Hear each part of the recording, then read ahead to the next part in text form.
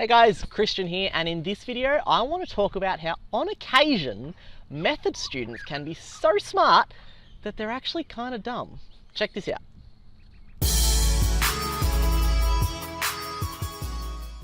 So I've had a lot of questions in the past couple of weeks, all right? A lot of questions. I always get a lot of questions with methods. It's part of what we do. Now, a lot of these questions, the issue that I've been finding is that the answer is actually ridiculously simple. Now, by ridiculously simple, I mean if I pose the same question to a Year 9 student, they'd probably figure it out. And that is one of the biggest problems with methods, right? As you go through the year, you start learning a bunch of hugely complicated, complex ideas. You start learning all about exponentials and logarithms and differentiation and integration and probability and all this other jazz that just starts to tend to crowd your brain a little, and it gets a little bit crazy up in there. And then when you get to a question where you're asked to calculate the area of a rectangle, you get a bit stumped. Bit of a worry there, right? I had this question the other day, and it was a curve on a plane, on a graph, and it was just a straight line curve, and I was asked to calculate the area, and the student instantly went to this idea of using integration to try and calculate the area. Now don't get me wrong, integration to calculate area on a curve, very, very good idea. Very clear, very concise, works a treat, but it's a rectangle. Guys, it's a rectangle.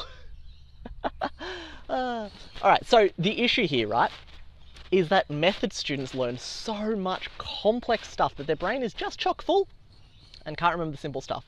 So my advice to you is when you come up against questions that look challenging, stop for a second, take a deep breath and take another look and see if there's a way to use past knowledge instead of the knowledge you've learnt this year in order to answer the question. Because a lot of the time, especially in those extended answer questions, and we're still sort of looking at the early parts, part A, B, C, a lot of the time there is a really simple answer that you don't want to overlook. The beautiful thing about maths is it doesn't matter if you don't use the method that you think you have to use, as long as you use a method that does work. So don't think that you have to use integration to calculate the area if you could just use geometry to calculate it because it's a triangle or a rectangle or even a circle. If you have some simpler tools that are going to do the job, use them.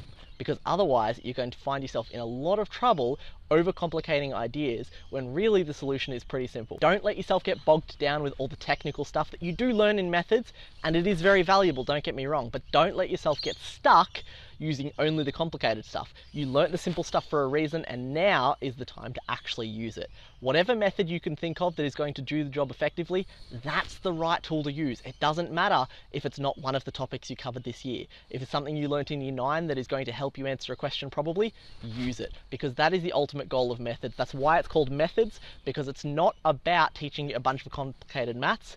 It's about getting you to use the right method for the right job.